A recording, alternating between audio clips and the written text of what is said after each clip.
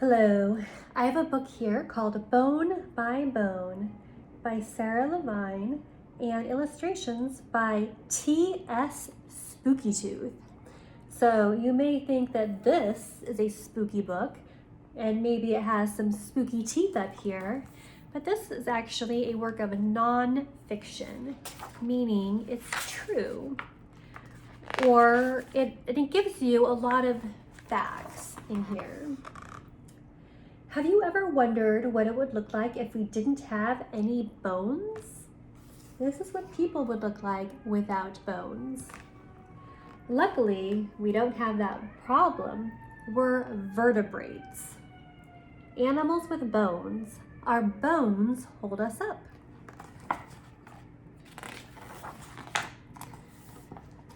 Vertebrates come in all different shapes and sizes, but we have many of the same bones. All vertebrates have skulls and ribs, and we all have a vertebrae, which is your spine. The vertebrae stack up on top of one another to make the spine or backbone.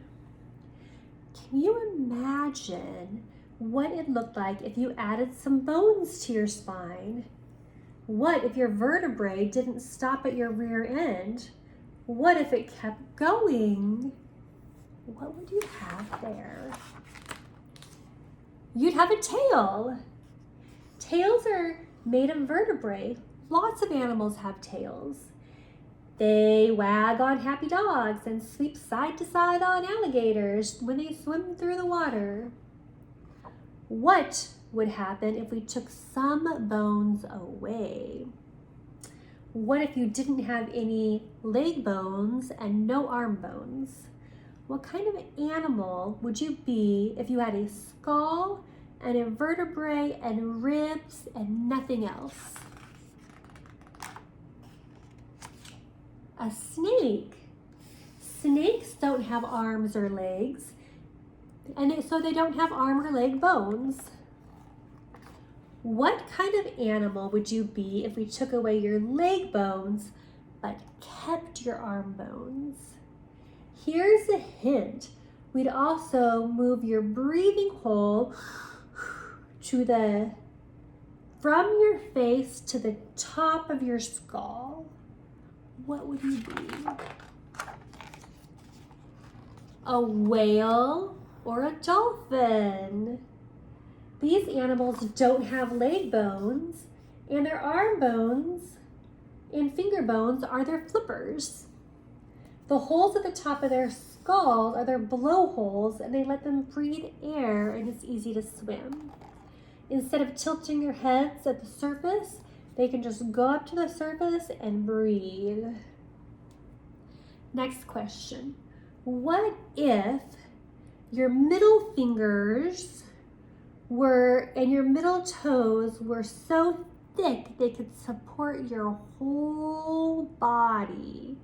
What kind of animal would be if those bones were so strong that you didn't need any other hand or foot bones? You'd be a horse or a donkey. These animals have one toe on each leg. Instead of fingernails and toenails, they have hooves. What kind of animal would you be if you had only 2 fingers on each hand and 2 toes on each foot? A goat or a sheep or a moose or a deer or a pig or a cow? Since these animals walk on 2 toenails, their hooves are called split hooves. There's the cow, the goat, the sheep, a moose, a pig. A camel, a giraffe, and an antelope are also correct answers. Now let's keep all of your bones, but let's change the size. What kind of animal would you be if you had really big vertebrae in your neck? Like this. A giraffe. Both humans and giraffe have 7 vertebrae in their neck, but giraffe vertebrae are ginormous. Each vertebrae can be at least 10 inches long. That's about as big as your head.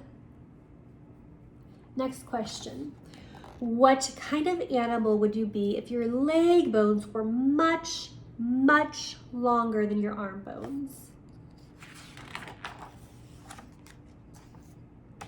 A rabbit or a kangaroo? These animals need strong hind legs for jumping.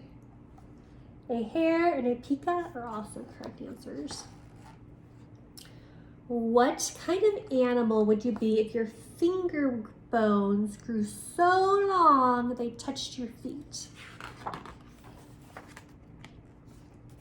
A bat. Bat wings are made of finger bones, and a web of skin connects the bones to make wings so the bat can fly. The only flying mammal. What if we took away all your bones? Could you be an animal if you had no bones at all? Good question. Yeah. Many animals don't have bones. They're called invertebrates. Clams, beetles, and starfish have no bones. They have hard parts. Their hard parts are on their outside. Here's a beetle. Its hard part is on the outside. Worms and slugs don't have any bones. Their bodies are small and mushy. Jellyfish don't have any bones. In fact, their bodies are so fragile, they would collapse if they didn't have water. So let's add the bones back one more time. What kind of animal would you be if you could turn this page? Human. The bones in your hands look a lot like bones other animals have, but we have our thumbs in a special way that allows us to do many things, including turn the page of a book. Opposable thumbs are one of the things that make us human. Apes and some monkeys have opposable thumbs too.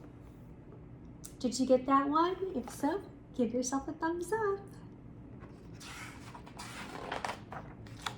And here are more facts about bones and vertebrates and a glossary, which many nonfiction books have. So enjoy the Book of Bones.